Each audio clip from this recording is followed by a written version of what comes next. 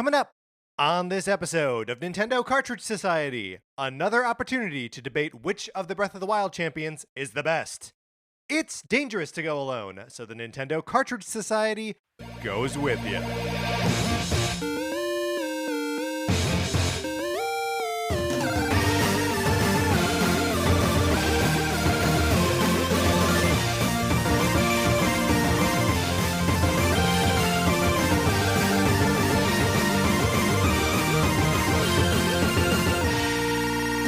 Welcome to Nintendo Cartridge Society. My name is Patrick Ellers, and I'm joined, as always, by my co-host, Mark Mitchell. We've got a good show for you today. We're going to be talking about the news from the week, including the surprise announcement of Hyrule Warriors Age of Calamity. And then on Thursday, we're going to be Muso-izing other Nintendo franchises. But Mark, in the meantime, how you doing? I'm doing great. It's laundry day at my place, which means our apartment has like that smell that we all associate with freshness, even though I don't know that that's actually accurate. Mountain Spring, I think, is what our detergent is scented as. That's interesting, and I usually associate it with the smell of dryer sheets. Like that's when I smell a dryer sheet, I'm like, now we're clean. But yeah, it's funny. It's just like how mint is in toothpaste, and it's like mint doesn't mean that like your mouth is any cleaner. Like, and also the like stinging sensation of that like toothpaste gives you, it just provides the illusion of cleanliness. That's not that sensation. Isn't your mouth being clean? That's not what that is. Our whole life is a placebo, and I'm fine with it. But there are also bad placebo effects, like this whole recycling thing. Do you see this about the like only 10% of all plastics that have been produced through the lifetime of producing plastics have been able to be recycled, and it's like environmentally not even like worth it to do the recycling of plastics, and it's this huge thing that the plastics company have been covering up for 40 years. Check it out. It's an NPR story. It's another like doom and gloom, like uh-oh, the world is on fire. Keep recycling everything else. Keep recycling milk containers and soda bottles. But like any other plastic, it's basically like unrecyclable and like can't actually be done. So cut down on your single-use plastics. Mark, speaking of things that you should cut down on, my copy of Sonic Forces for the Nintendo Switch. Would you like to borrow it? You can if you write into us at Nintendo Cartridge Society at gmail.com. And give us a mailing address where I can, put a stamp on an envelope and mail it to you. It's with you for as long as you want. You send it back. It costs you nothing. It's a good program, right, Mark? It is the perfect program. Much better than plastics recycling programs. We're also, look, it is Mario's 35th anniversary. We are celebrating it all the month of October with a full month of Mario-themed programming, at the end of which we are going to be talking about our favorite Mario memories. So I've got some Mario memories locked and loaded. Mark's got some Mario memories locked and loaded, but we want to supplement all of those with your memories. So thank you to everyone who has submitted already. Thank you also Daniel, Jay Hughes, and Matthew for submitting since the last time we called for more memories. But if you would like to get your memories involved in this episode, please write to us by October 27th at Nintendo Cartridge Society at gmail.com. And just tell, it doesn't, Mark, what kind of things are we looking for here? What do we want people to send us? Look, this may be a recurring theme with our show, but just like the Sonic Forces borrowing program, your Mario memory can be anything. We're not putting any rules on it. You could send us a memory of playing with your siblings. You could send us a time that Mario made you cry. You could send us a haiku that you've written about Mario. I'll take all of it. Yeah, we'll take all comers. I know that so far at least one person has warned us that they've sent us more of a Mario nightmare than a Mario memory. So like, bring it on. Like, let's all forms of memories are fair play. Mark, before we get into the rest of the show here, we also have an email from Dustin that I would like to read. And it is titled, "You predicted the Game & Watch. How?" Mark, are you ready for this? I just did the sign of the cross, so I am prepared. The email reads, "Hey, Patrick and Mark. COVID has made my life super hectic, so I have not been able to reliably listen to the podcast, but I am playing catch up. Thank you again for making this podcast. It's truly something I can always go to when I need an escape, and for a while, just think about happy stuff. Dustin, us too. So thank you for saying it. It's also a good escape for us." He goes on to say, "I am wrapping up the podcast where you go over the Switch reveal, and towards the end, you were talking about what the next Nintendo hardware will be. You said you didn't know if it would be, quote, a fat Switch, unquote, or maybe, quote, a Game & Watch. After last week's announcement of a new Game & Watch, I just had to write in."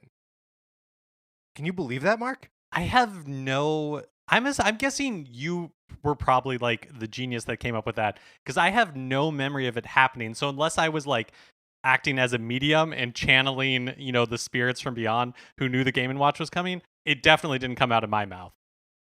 So it did come out of my mouth. I do not remember saying it. I went back and listened to the end of the episode, and it is just me. I'm clearly, look, it's at the end of over an hour of you and I talking about this presentation. I just spilled my guts about my 2017 and like my relationship with my friend. It's a good episode. I recommend everyone go back and listen to it again. Everyone go back and listen to it again. But yeah, I'm in like a fugue state at that point, and I'm just reciting what Nintendo's next 4 years are going to be like. It's remarkable. Thank you, Dustin, for writing in. I'm glad that we can be a source of light in a dark world. All right, Mark, let's get into what we've been playing.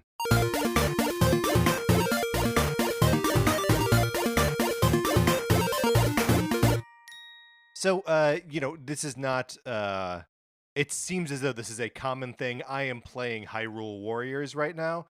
Obviously, we're going to get to the news of the new Hyrule Warriors when we get into the news. But just seeing the announcement video made me go, you know what? I didn't give that game a fair shake when it first came out. I have a copy of it on the Wii U. Mark, do you remember when I got this game? I feel like you were with me when I got it, or like with me when we were playing the very first like couple missions of it. Yes, I also have a memory of going to GameStop to get it. Yes. And then, playing it for a little bit at your place. But yeah, when I was there, we certainly didn't get very far into it. No, and I mean, one of the sort of lasting impressions that I had from that first play session, this is on the Wii U, is we tried to do the multiplayer. Mm-hmm. And when you do that, one person is playing on the gamepad, and so like their display is the gamepad, and the other person is just playing on the TV. And the frame rate takes an absolute dive when you do that. It is borderline unplayable. Needless to say, like, it wasn't the experience I wanted at that time. I sort of wanted like a co-op hack and slash adventure, which it just could not really do.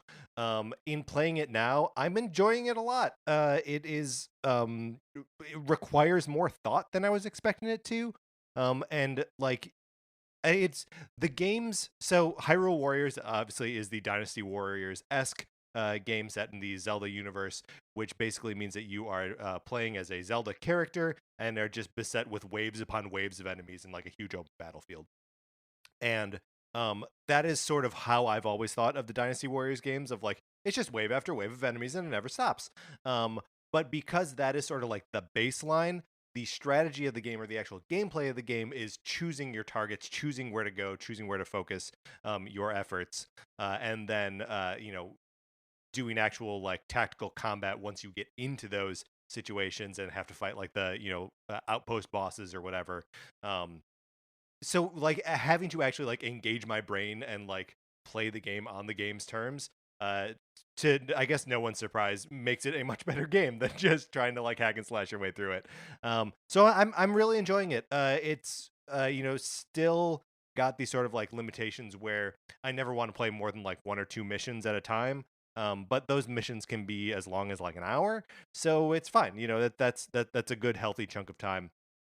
I'm still playing it on the Wii U, and everything I read about Hyrule Warriors, the original, now is about people playing the Switch version, obviously, which is clearly sold way more than it did on the Wii U.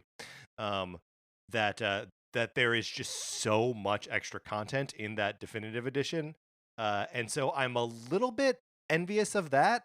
Um, the version that's on Switch starts you off with like a dozen characters. I think I started with like 4. Wow. So, it's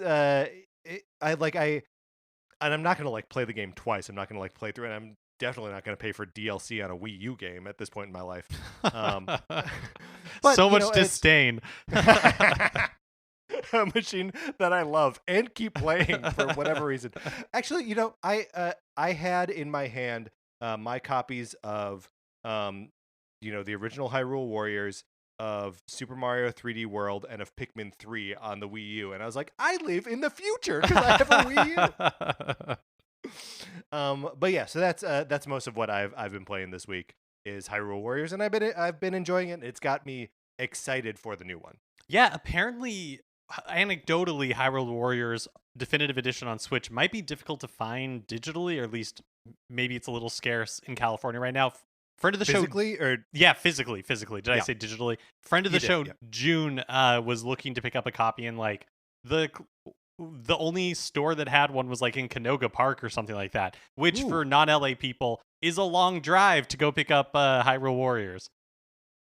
Yeah, and I was actually doing the same thing on like Amazon or like BestBuy.com, and was also seeing that it was not like it's all like used copies. Like I think it's effectively out of print at this point.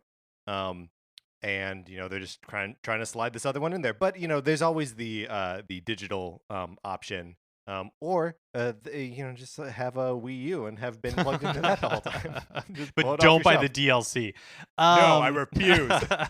I finished up my playthrough of Donkey Kong Country on the SNES Switch Online. That was just fun to like kick back and play through that. I've also been continuing to fall asleep to the dulcet tones of speedrunning. Last week I was watching Etiquette speedrun of Pokemon Shield, and this week I've been watching Gymnast 86's speedrun of it's not Skyward Sword, Twilight Princess from GDQ. That's exciting. How long does a Twilight Princess skyrun take? Sorry. Oh boy, speedrun of Twilight Princess. Not a skyrun, but a speedrun. It's about 3.5 hours. That seems so fast. There's a lot. Yeah, I mean, it's really cool to watch. The second half of it, which I'm just getting into, is a little bit more exciting than the first. And that's just kind of like the way that game is, like having to get through the Twilight Realm. It's not bad, but it's not like the most interesting part of that game for sure. What are they playing it on? Which version of it is it? It is the Wii U remake. So, sorry, okay, yeah. great. So this is the like HD version, not the version that was on Switch or GameCube. Yeah. Sorry, Wii or GameCube. Wii or GameCube. Not on the Switch yet. Someday. Look, we've got a Zelda 35th anniversary coming next year, so I'm gonna say, using the past to predict the future, I'm gonna tap into that same me predicting the Game & Watch energy and say that we're gonna get a collection of Zelda games. Man, you're so right. It's so crazy that if you owned a Wii U, like your Switch, you're living in the future. Yeah. Yeah. Makes me a little bit deflated for the rest of Nintendo's release schedule for this year. But what are you going to do? All right. That's what we've been playing this week. Let's get into the new releases and what we might be playing next week. So tomorrow, September 16th, Hades is released on the Switch eShop. This is the game that we saw at the Indie World Showcase most recently, right? Yes, that's the Supergiant game. That's the developers of Bastion and the other one that's like Bastion Transistor. It's been on early access on PC for a while. And it seems like a cool game. We did get some kind of disappointing news about it, that the cross-save functionality that they were touting in the Indie World Showcase will not be coming at launch. So that they're having sort of a hard time making that technology work, and it will come later. But just heads up, if you were hoping to download this on your Switch and pick up your progress from the beta, that will not be an option to you right away. And then on Friday, WWE 2K Battlegrounds is released. This is a game that we saw in the first partner showcase, I believe. And then also Super Mario 3D All Stars is released on Friday, and I'm really looking forward to that. Yeah, me too. I have I'm picking up a physical copy at the Best Buy down the street from me. Normally, I would ride my bike down to the Best Buy and pick it up, but I feel like uh, outdoor exercise activity is still going to be discouraged Yeah. by a week from now. So I don't know. I have to drive my car. I don't like that either. What is your plan for this? I know you also pre-ordered. I did pre-order it. I pre-ordered it from Best Buy, but it's supposed to be delivered on Friday. Okay, that's good. Should I have done that? I probably should have done that. You had no way to know. I guess that's true. I was not predicting fires at that point. Yeah. Look, my powers are wasted on things like a Game & Watch. I can't predict when a You're a state is gonna burn first down. generation X-Men. Yes, that's right. I need someone to take me under their wing and teach me the ways of telepathy. So, we'll get there someday. Okay, let's close out the new releases. Now it is time for a regular segment on this show. It is time for 433. In 1952, American composer John Cage wrote a piece called 433, wherein a performer or group of performers didn't play their instruments for 4 minutes and 33 seconds. For the purposes of this show, our instruments are talking about Nintendo. So, for the duration of one performance of 433, Mark and I will talk about something not at all Nintendo related, thus fulfilling the contract of the piece. Mark, maybe we're doing a little bit this is a very narrow focus, I feel like, for this one, but we are going to be talking about our favorite Ben Folds or Ben Folds 5 record. Generally, how would you say, like, is Ben Folds a big presence in your musical intake, or like how do you view Ben Folds and Ben Folds 5? Yeah, I remember like when my sister went to college, that was like one of the cool things that she like brought back was like, hey, there's this group called Ben Folds 5. And so high school, I was really into them. And it's definitely their albums, and like Ben Folds like solo albums are ones that I return to. But it's totally one of those things where I don't really like the new ones as much as the old ones. And I'm sure a lot of that is just like muscle memory. Familiarity. What do you think is the newest Ben Folds or Ben Folds 5 record that like you love? If you can even remember, because like I think for me the last one that like I loved was Songs for Silverman. I think that's Ben's second solo release. But I also really liked when the band reformed again for the life of the, what's it called? I can't remember the name. Sound of the Life of the Mind. Sound of the Life of the Mind. That's right. I like that record. See, I don't particularly care for that record. They had like a single that came out called like House or something that I really like, but the album itself not crazy about. I think for me, like, I liked the one that he did with Nick Hornby, where like Hornby wrote the lyrics, I think, Avenue. and like I like that one, but I agree with you. I think the last one I like loved was like Songs for Silverman. So I like that we are like diverting a little bit from the path of just Ben Folds and Ben Folds 5 because you brought up that Nick Hornby record. I think my favorite, and I just listened to it again recently, and I still think it's great. I love that William Shatner record that he produced. Has Been. Are you familiar with Has Been? I'm familiar with it. I've never really listened to it. It's incredible. The music in it is really good, and Shatner's performance of all the songs is sometimes very like sweet and sincere, and sometimes very funny. So I like that one a lot. It would be, not correct for me to say that it is my favorite Ben Folds or Ben Folds 5 record. I do like those. I do like when those sort of collaborations happen. Like, do you remember when Jack White produced that Loretta Lynn album? Yeah. And that was another one where it's like, I feel like I don't know if they're necessarily like, if William Shatner is necessarily an influence on Ben Folds, but you can tell that there's a certain amount of like, obviously they're like fans. Respect. Yeah, exactly. And it brings out like good work in both of them. Ben Folds is a fan of William Shatner. He's talked about like liking Shatner's like original records, um, and yeah, and like he's on that. Do you know the Fear of Pop record? No. That so it's a record that Ben did by himself. Ben Folds 5 was still together, which is like an experimental thing. And there is a song on there that he does with Shatner called, I'm not gonna remember the name of the song, but it's also like good and gross, and like both their performances are really really great. Mark, we got to get to what our favorite of these records is. I feel like the easy answer is Whatever and Ever Amen. Oh yeah, I do like Whatever, Never, Amen. Going back to it, I like it less. Sure, I there's think some it's of that like puerile like. I think it's kind of mean. I think it's Yeah, kind of yeah, a mean record. yeah. I like a lot of like Summer B from Benfold from like their self-titled album. Self-titled, I yeah. really like that. But I think my favorite overall is the unauthorized biography of Reinhold Messner. And that was A one that dark like in horse high school candidate. I listened Yeah. to all the time in high school. I really like that one.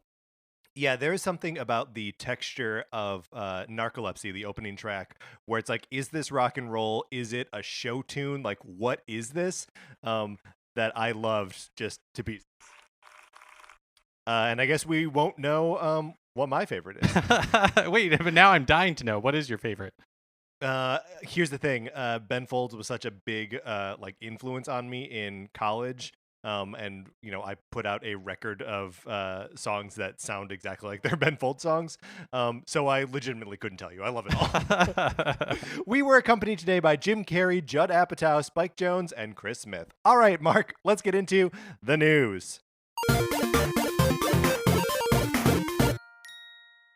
Out of nowhere last week, Nintendo dropped a video announcing Hyrule Warriors Age of Calamity. There were like zero rumors about anything like this, so it was a true surprise. It's a Musou game developed by Koei Tecmo's Omega Force, who also developed, I believe, the first Hyrule Warriors.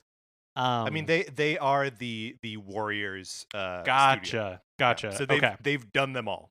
So I guess like it is both technically a sequel to Hyrule Warriors, but more importantly is a prequel to The Legend of Zelda: Breath of the Wild, set in the time of the war for Hyrule when Calamity Ganon is taking over Hyrule, which this is just such a good idea.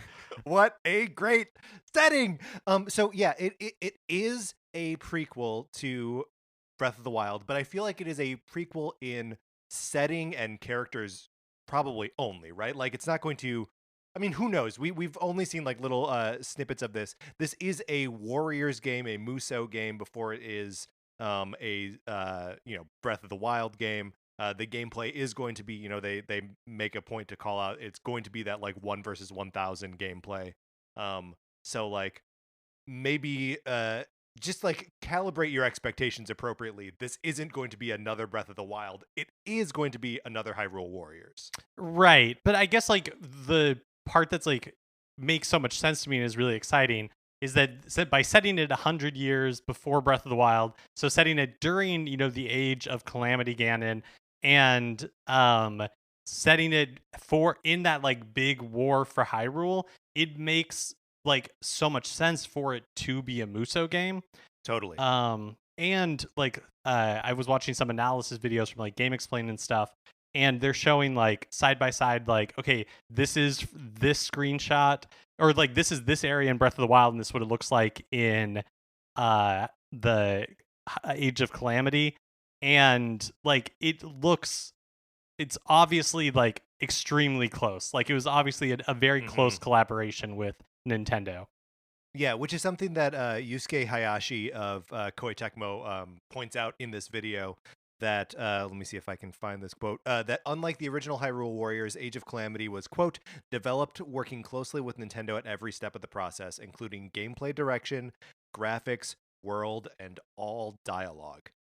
So like, while this is definitely an Omega Force game, it is also sort of a Nintendo game, like even more so than Hyrule Warriors is. And I think it'll be really interesting to see like what exactly all of this game is, and to really experience it.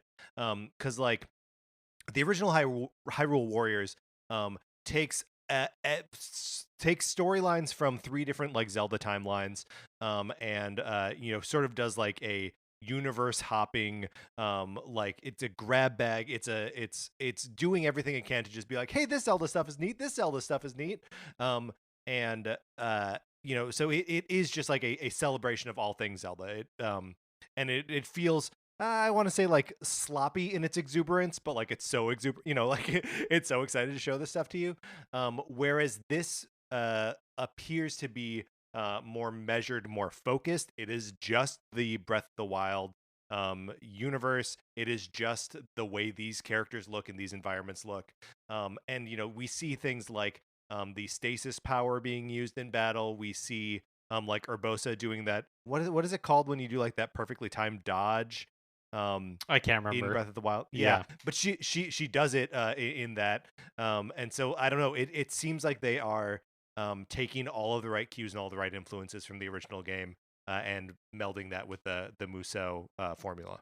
Yeah, you're right. It will be really interesting to see what that balance is like. One of the things that I think everybody has kind of wanted is the opportunity to play as the champions. And in Breath of the Wild, like even with the DLC, you were always playing as Link. And even in the little gameplay video that we saw of Hyrule Warriors Age of Calamity, you are going to be able to play as the 4 champions, which is really exciting. Plus, they've told us you'll be able to play as Zelda. Plus, of course, you'll be able to play as Link, and potentially more than that. But even just those 6 is like a really exciting starting point for me. Yeah, I think there've got to be more than just those 6. One of the things that Hayashi says about like maintaining the sort of like warrior's identity is that there will be a wide variety of playable characters. And I don't think 6 cuts that. Like I said, the definitive edition of Hyrule Warriors starts you with a dozen characters. So there have to be other, and probably like invented for this game, but also probably like the King of Hyrule's got to be in there mixing it up somewhere. Is there like an Impa, like a young version of that Impa character that we meet, who's like a grizzled old woman at the time of Breath of the Wild? It seems like there are a lot of opportunities for references to characters from Breath of the Wild, and also just like new characters, man. Like pile them on. Let's do it. It will be really interesting to see, like you were saying with the other Hyrule Warriors, it was such a celebration of like all things Zelda, where anything was fair game. This seems like it should be something where it's much more like contained in the world of Breath of the Wild, but it's also set 100 years before Breath of the Wild. So like what that means and what that gives them the ability to introduce will be kind of like interesting and fun to see. We don't have to wait that long to find out. First, we're going to get an update on the game on September 26th, which I think is part of like they're doing a presentation as part of TGS 2020 online, the Tokyo Game Show, which is being held online. And I think this is like where we're going to see like gameplay and all that kind of stuff as part of that presentation on the 26th. Yeah, that makes sense. And then the game itself comes out November 20th. So that's so soon. That's kind of, like we were talking about how Nintendo had left this like kind of like November, December space in their Switch lineup. And that is now like sorted. Doesn't mean that they don't have anything else coming, but it does make like any anticipation that I had that like a Nintendo Direct was pending. I think we'll get more partner showcases, obviously, maybe another indie world. But as far as like big Nintendo first party announcements, they at least have filled out their schedule, if nothing else. Yeah. It feels like this is it. Like Mario next week. And then Pikmin in October, and this in November. That's the end of Nintendo's 2020. I mean, there's always a possibility for like some sneak little announcement in there, but that feels pretty complete as far as I'm concerned. And then, of course, in addition to like all of this really exciting news, everybody's curious about Breath of the Wild 2. When are we going Everyone to hear is. more about Breath of the Mhm. Wild 2? This announcement video is introduced by Eiji Aonuma, the producer of the entire Legend of Zelda series. And he says up at top, just like, quote, regarding the sequel, in order to make the vast world you enjoyed exploring in the original game even more impressive, the team is working hard on its development, so you'll have to wait a bit longer before we can provide more updates. Which fair play on that, because the first Breath of the Wild was delayed forever. But also great to get out ahead of this and be like, hey, we're gonna show you something new. What you're about to see is not the Breath of the Wild sequel that we've been talking about. That's still coming. Like, it's okay. And it's what do you make of the in order to make the vast world you enjoyed exploring in the original game even more impressive? Does that mean that we are going to be back in the same map of Hyrule, or do you think that means just like world more vaguely? Like, because Yeah, like it's world can mean the topography, but it could also just mean like the vibe and like culture of Hyrule. totally. My hope is that, man, I don't even know. I Yeah. like, so much of the fun of Breath of the Wild was the actual like exploration and discovery of the new spaces, and so will be shocked. I would be very surprised if the world map is like basically what we knew before. I think, whether we're in a completely new location, whether the world has been like transformed, like I think it's going to be totally different. So you have to get your bearings all over again. Yeah, I mean, I would think that just that exploration is such a big part of the original, and will probably be no part of this Hyrule Warriors game. That like the exploration still has to feel satisfying, and that the space will need to be either radically transformed or a different space altogether. Also, Best Buy. Oh, wait, sorry.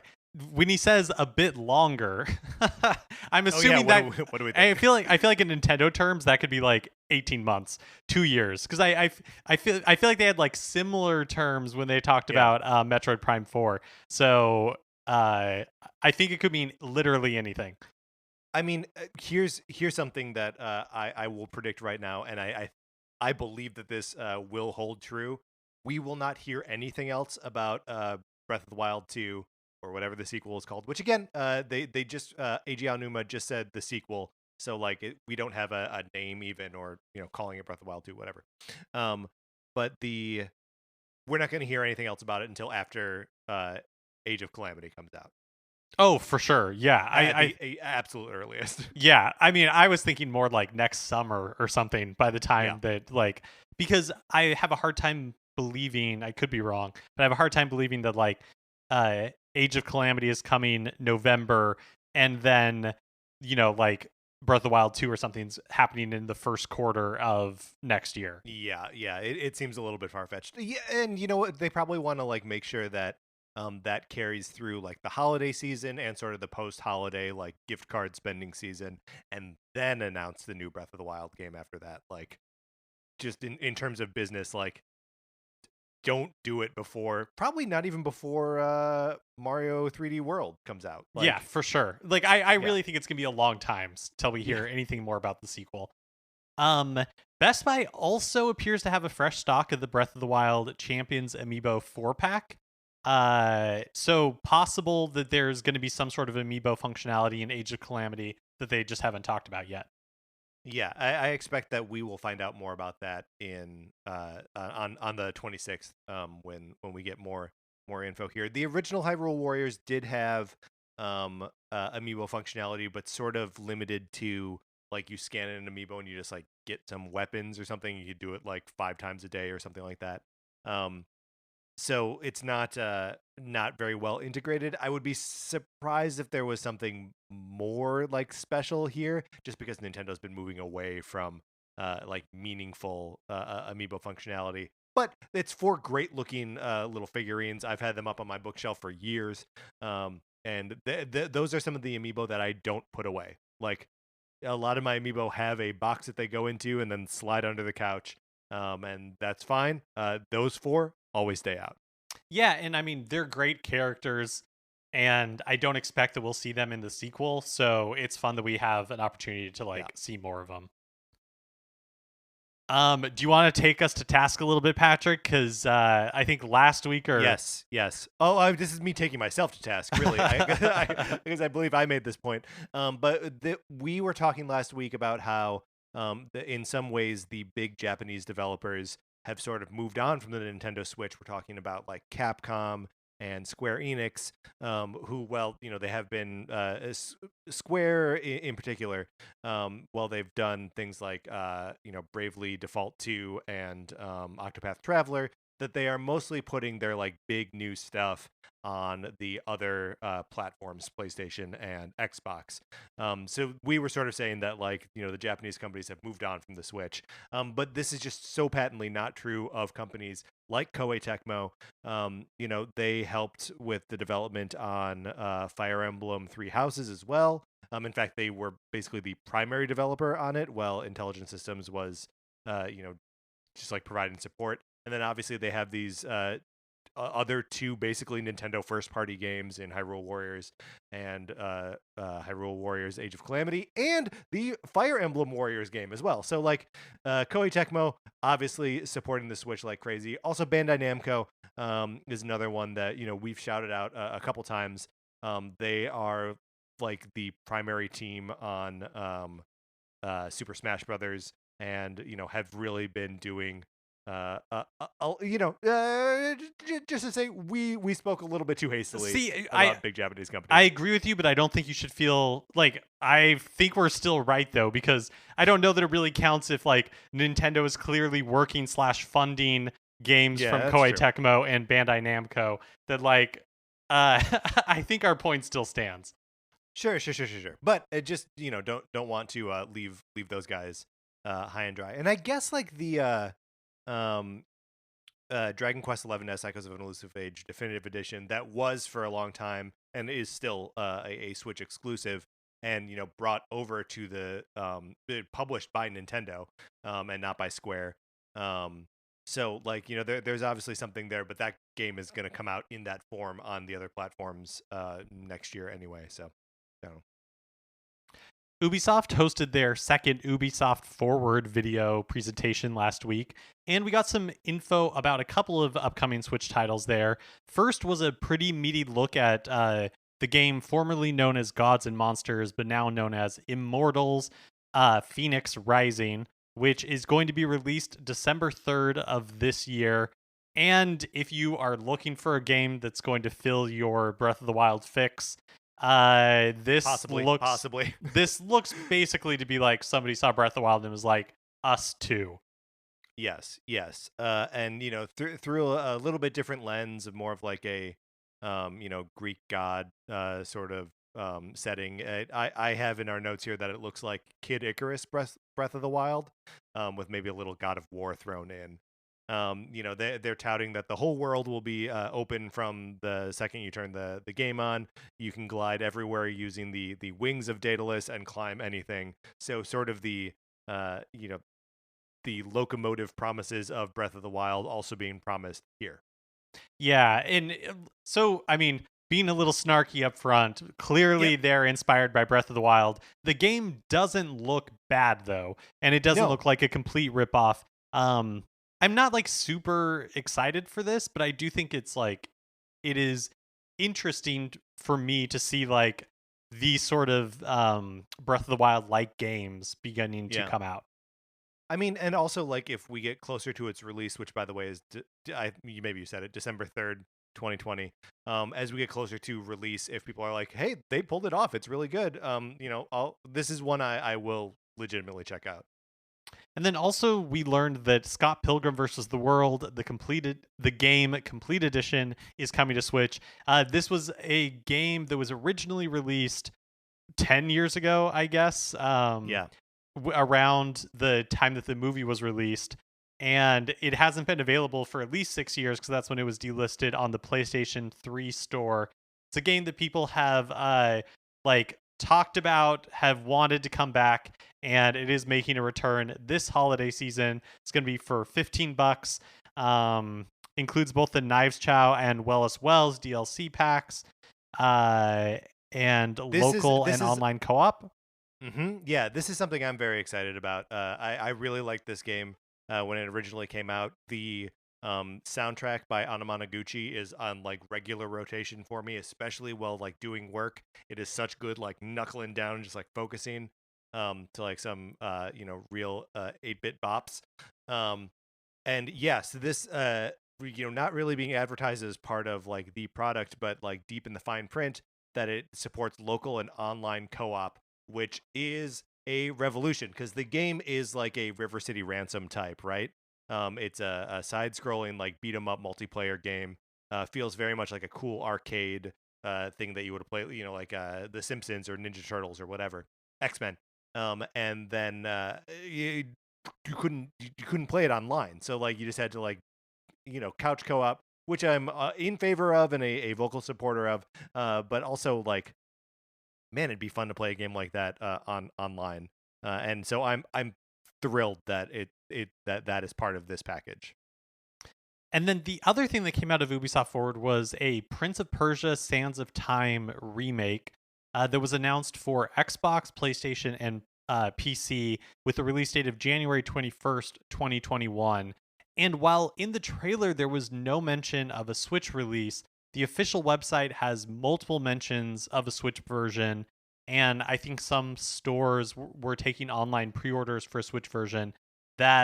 So the online commentary is that the game is coming to Switch, but not in January. It's like one of those that'll be coming in like March or later. So consider this like a rumor for now, because it hasn't been officially announced, but it seems like a Switch version of this is probably in the cards. Yeah, but we don't have any idea when. It's basically a Doom Eternal kind of Yes. situation. Yeah, exactly. except Bethesda has said that will happen. We just have right. Yeah. no evidence that it actually will. Yeah. What do you have a connection to the Prince of Persia games or this one in particular or the? Yeah, the I remake? like the first Prince of Persia: Sands of Time. I haven't played it since like the GameCube days. I think it could be fun to revisit. I know that some of the impressions of the visuals of the trailer were not like, it wasn't like super well received, but Yeah, I think most of that criticism is just in the facial animation and just in the way that like characters are rendered. Everything else that I could like see watching that trailer or that like sort of presentation about it looked fine, looked good.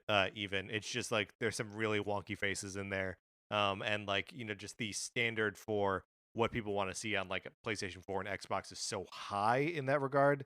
Especially if you're touting like a cinematic whatever experience, that's just not quite living up to that. But yeah, I would be interested in checking this one out when it comes out, if it comes out on Switch. No More Heroes 3 has been officially delayed from 2020 to 2021. Grasshopper Manufacturer posted a statement from Suda51. In the statement, they basically say, no surprise, that the development has been really difficult, especially with COVID-19. So the game, not making it this year. Before, it had just been announced for 2020, but otherwise we hadn't really heard anything. So maybe not the biggest surprise. To me, it does leave open the question of like, hey, has anybody checked on Bravely Default 2 recently? Because that's all supposed to be making 2020, and that feels unlikely. Yeah, I mean they had that demo event where they were soliciting feedback and then have been super quiet about it since then. Wouldn't surprise me if it gets bumped to 2021. I would think. Well, no, I don't know. It's the end of the year here is so tricky after having been the whole industry has just been stymied by COVID-19 and all of that. There's just so many backs up in the pipeline here that it's not surprising to see anything slip. But also we know that like a partner showcases are still going to be happening. So maybe Bravely Default 2 is making it sometime this year. A couple of interesting tidbits from Bloomberg reports this week.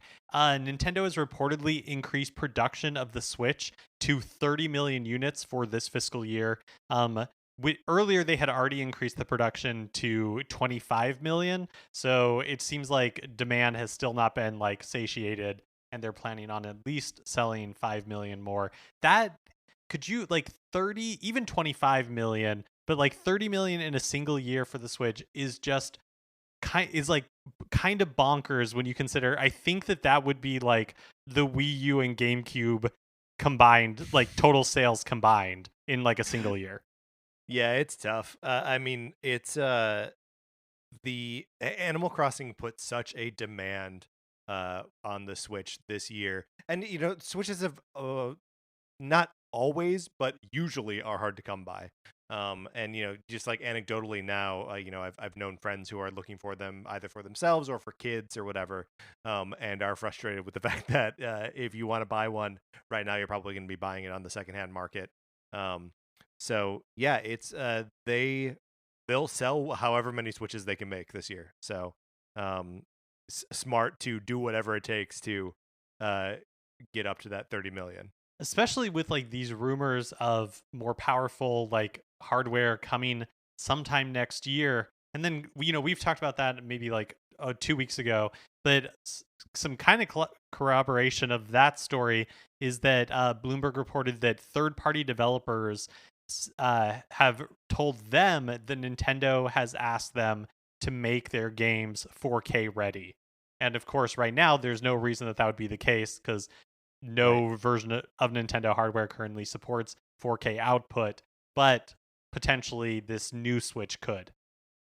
And that's also like an interesting like little turning point in my head where because Bloomberg is reporting it, that it feels more like, oh wait, this thing that we've been kind of rolling around in our head is a rumor of a Switch revision is sort of moving into like, oh yeah, there is a Switch revision on the way. I try to dampen my expectations when rumors come into play. But hearing this from Bloomberg is a little bit more like, oh, the non-video game press is talking about it. And I know it's Jason Schreier works there, right? So like, it's the Kotaku DNA coming out in that, but still feels real. Yeah, I feel the same way. This one is personally exciting to me because I remember some of the fun things that used to be available from Club Nintendo, but my Nintendo in North America finally has some physical rewards. You can get a Xenoblade Chronicles Definitive Edition phone ring holder for 500 platinum points, a Xenoblade Chronicles Definitive Edition sticker sheets, 3 sticker sheets for 300 platinum points, or then a Splatoon 2 postcard set for 400 platinum points. Which is all cool. You do still have to pay for shipping. So like you go to the Nintendo store or the My Nintendo store or whatever it is, and after you've redeemed these rewards through My Nintendo, then you get a code so you can get these things for free. But yeah, then there is still you still got to pay for shipping. So yeah. I was about to, or I redeemed the points so I could get the 3 sheets of stickers from Xenoblade Chronicles because I was like, I've got the points, let's do it. And then got to checkout and it was like $5, please. And I was like, oh, I wouldn't buy these for $5.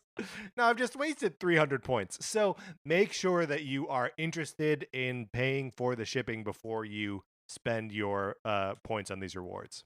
So I was interested in the Splatoon 2 postcard set.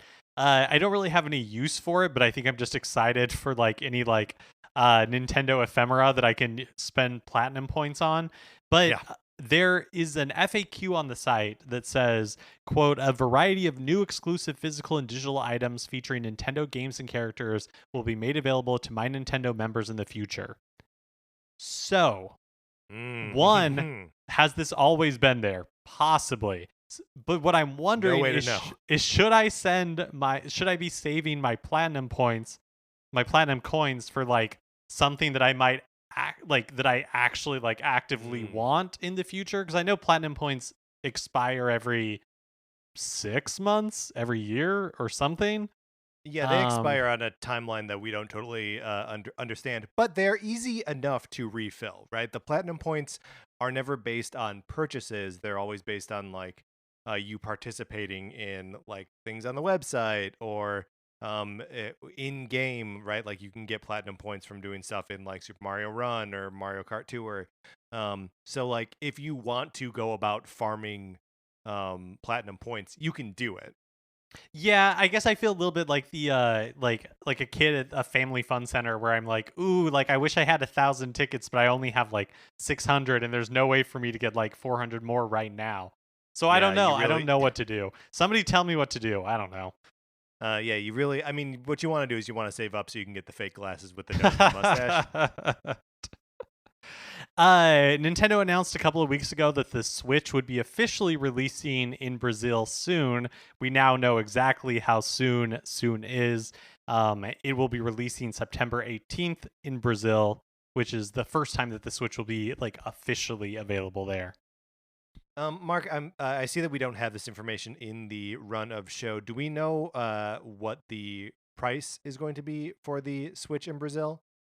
So it is going to cost 2,999 Brazilian real, which is approximately 565 US dollars. So quite a bit more expensive than for what it retails for here. Not cheap. And then finally, Mario's 35th anniversary has seen Nintendo team up with like a number of outside companies for collaborations. And the latest appears to be Mattel, who will be offering Mario-themed storytelling fashion packs for Barbie. Listings for these have popped up online.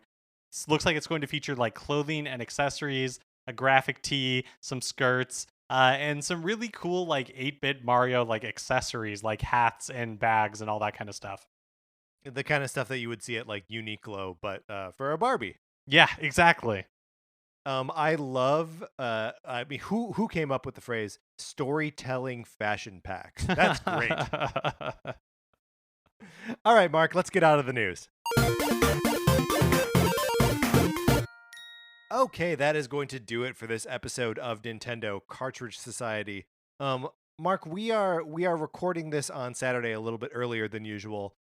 So what pieces of news do you think we're missing between now and Tuesday when this episode Oh man, I mean, we've definitely had a penchant recently for like either being preempted by other news or like releasing an episode and then big news hits. So I don't know, maybe we're in for another partner showcase. I'm gonna say nothing. A quiet couple days. Remember, please rate, review, and subscribe on Apple Podcasts if you like this episode. Share it wherever you share stuff, Facebook or Twitter, or the other places. We appreciate it when you do that. On Twitter, I am at Patrick_Ellers. Mark is at MKE Mitchell, and the show is at Nin Cart Society. We also have a Facebook page, which is just Nintendo Cartridge Society. Olivia Duncan made our logo. Our theme music is provided by 8-Bit Betty. You can get more of his music by going to 8bitbetty.com or by listening right now. For my co-host, Mark Mitchell, this is Patrick Ellers saying a platinum point saved is a platinum point earned. And thanks for listening.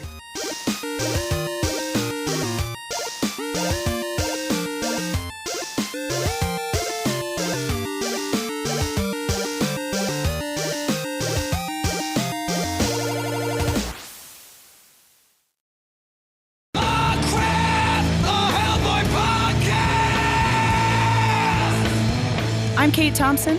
And I'm Mark David Christensen. And together we host Crap, a Hellboy podcast. The show dedicated to the half-demon hero brought forth by writer-artist Mike Mignola and published by Dark Horse Comics. Each week we discuss everything Hellboy. Plus his expanded universe with the BPRD, Abe Sapien, Lobster Johnson, and many more. That's Crap, a Hellboy podcast on Campfire Media or wherever you get your podcasts.